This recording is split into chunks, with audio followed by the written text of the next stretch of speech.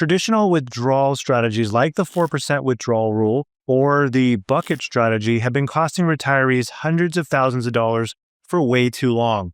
There's a newer approach to retirement withdrawals that can allow you to spend more money while actually reducing the risk of running out of funds, which is why today I'm going to show you why it makes sense to use a new withdrawal strategy that you've probably not seen before. For over a decade, I've helped people plan for retirement. I've tested countless approaches, and risk-based guardrails are different than anything I've ever seen, and they can help you to have a steady monthly income with flexibility in a way that is not possible with other planning tools. And that's exactly why I'm making this video today, so I can show you how this method of withdrawing your money bridges the critical gap between theoretical planning and real-world spending decisions. So let's get right into it. You may have heard me talk about a withdrawal strategy called risk-based guardrails in my other videos. Well, this is the video where I'll show them to you so you can see exactly what our clients see with their guardrails for retirement. A lot of people head into retirement with a pretty good sense of how much they've saved, but not nearly as much clarity about how much they can actually spend or how to actually spend it. And that's where a withdrawal strategy becomes essential, because without one, you're sort of flying blind. You're either spending too much early on and you risk running out of money, or you're overly cautious and you don't enjoy the retirement that you've worked so hard for. Now, there are some well-known approaches out there like the 4% rule or a fixed percentage withdrawal, but they're often too rigid and they don't adjust when markets or personal circumstances change. Even traditional guardrail strategies, while a step in the right direction, they can fall short because they don't fully reflect how a retiree's risk actually shifts over time. And that's where risk-based guardrails come in. Built on research from well-respected academics Derek Tharp and Justin Fitzpatrick, they adapt not just to market conditions, but to how much risk you're really taking in retirement. It's a smarter, more flexible way to manage your income over the long haul. Risk-based guardrails provide a steady, predictable monthly income, but with a smarter framework guiding it behind the scenes. Unlike static withdrawal strategies that never change, or probability of success models that give vague outcomes without direction, risk-based guardrails are built to adjust only when needed. So you're not reacting to every market swing. Instead, a professionally managed plan monitors whether your long-term trajectory is still on course. If markets perform well or your spending creates some extra cushion, your advisor may recommend a raise. If things start to drift off track, you may get a signal to make a modest adjustment. But the key is you're not guessing and you're not navigating this alone. You're not stuck staring at a Monte Carlo score every year trying to figure out what it means or what to do about it. With risk-based guardrails in place, monitored and interpreted by your financial planner, you get clear, well-timed guidance when action is actually needed. The rest of the time, you stay the course with that steady monthly income that you're counting on. Most retirees want to know one simple thing: how much can I safely spend each month now that my paychecks have stopped? They're not looking for income that jumps around with the market. They want that steady and reliable income. And at the same time, they don't want to underspend and miss out or overspend and put their future at risk. And that's exactly where a professionally managed risk-based guardrail strategy shines. It starts by setting a sustainable monthly income, and then it keeps an experienced expert eye on your plan in the background. If the numbers show that it's time for a raise or a pullback, you get a clear, well-timed recommendation. It's not guesswork and it's not do it yourself. It's a system guided by planning professionals that give you confidence that you're on track and clarity that it's time to adjust or when it's time to adjust. The bottom line is that it helps you to avoid the two biggest risks in retirement: doing too much or doing too little, with the support of someone who knows how to navigate both.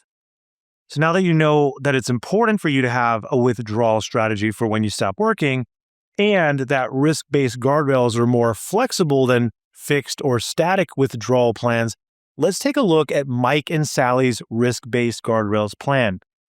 So here we have Mike is 60 and Sally is 59. We have assets and liabilities. We have income and expenses. And I'll open up the assets so you can see they have investment accounts. And these accounts are all linked to the custodian so that they stay updated.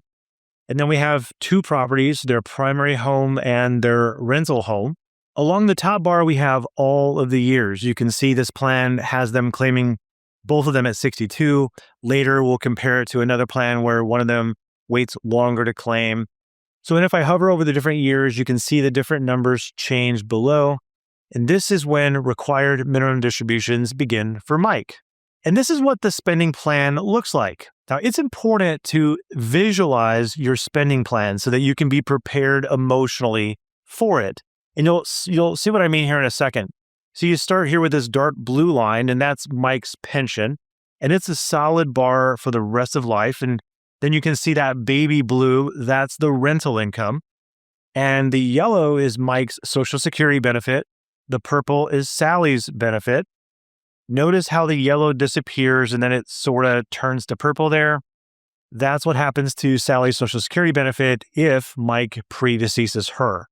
So you'll notice the black right above it and see how it shows a larger amount coming out there.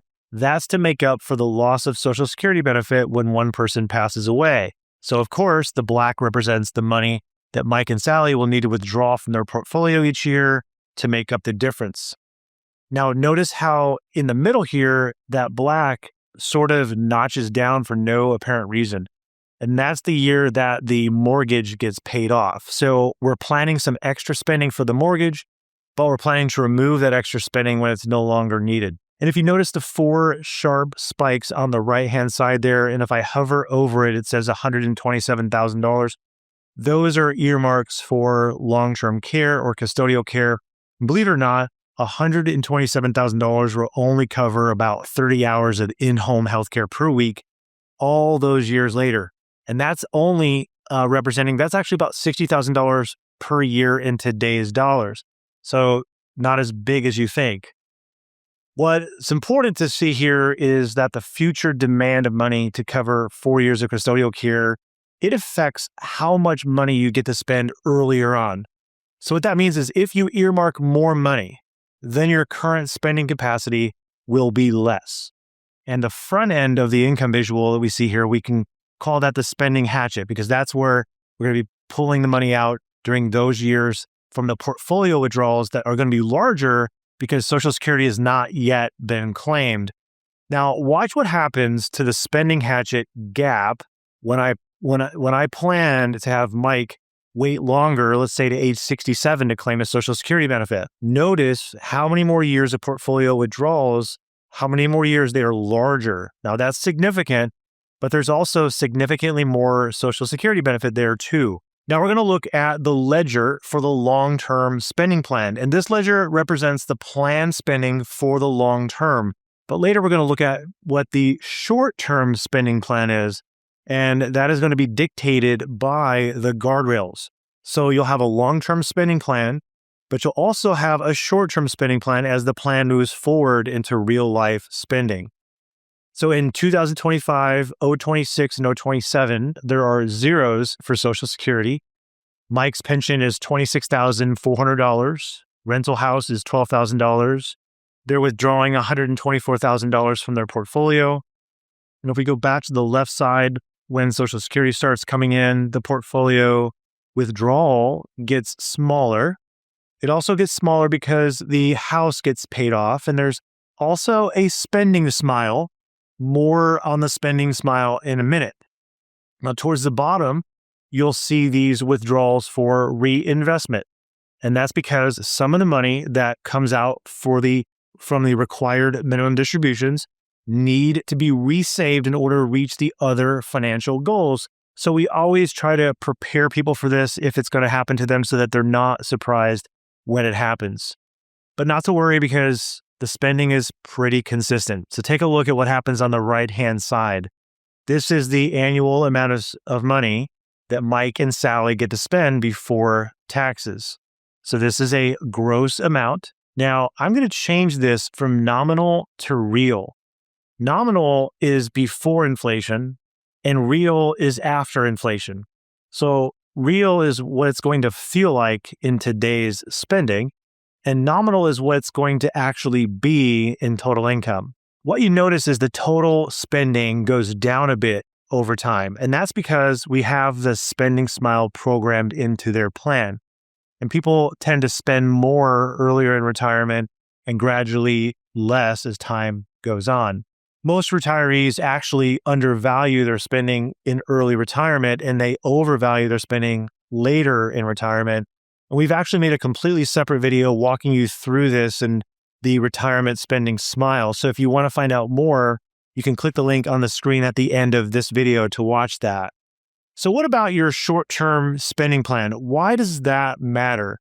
Well, there are really two big reasons. First, we want to protect your portfolio, which is your income engine, from those rare but rough stretches when the market returns and maybe the spending doesn't line up very well. Those bad sequences of returns can throw your entire plan off if we're not watching. And second, we want to make sure that you're not holding back too much. Underspending can quietly rob you of the life that you've worked hard to afford.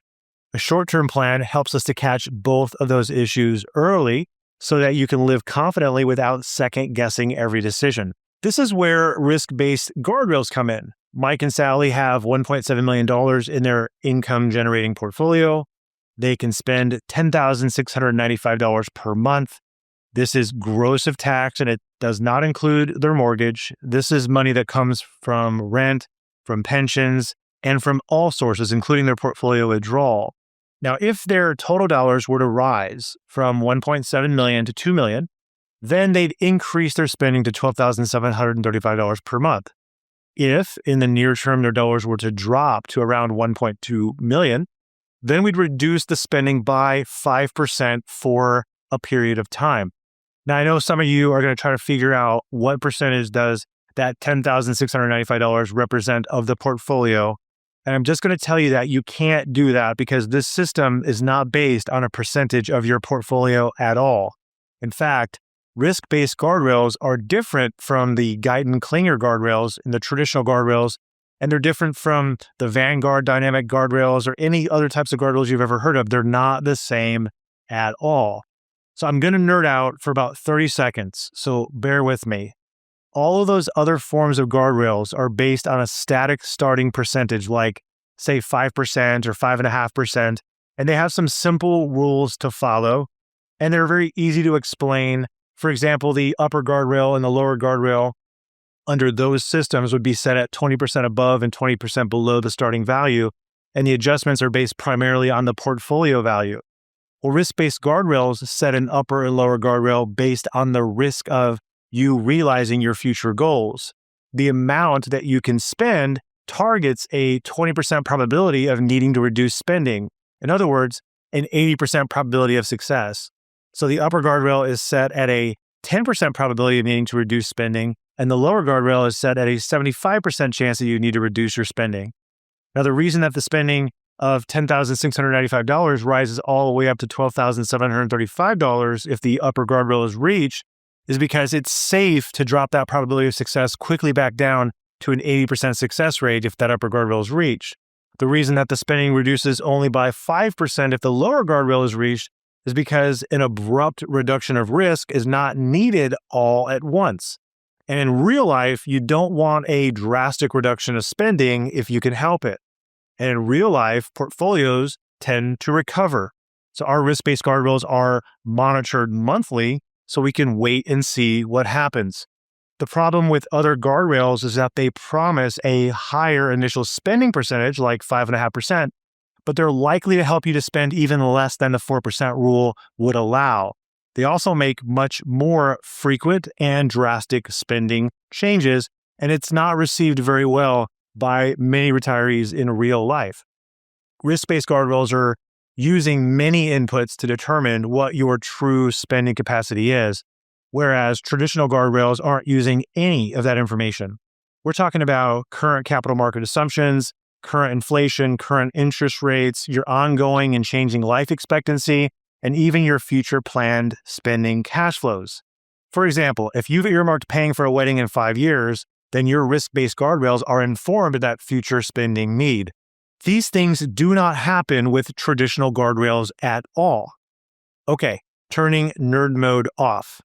And before we go any further, if you want to understand what your upper and lower guardrails could be based on your situation, my team and I are offering to speak with you about that and have a retirement discovery discussion where we speak about your holistic retirement plan, not just your spending and savings, but everything. And if you want to find out more about that, click the first link in the description. And you can be aggressive or conservative with your guardrails. You explore the trade-offs between current spending and future needs for adjustments.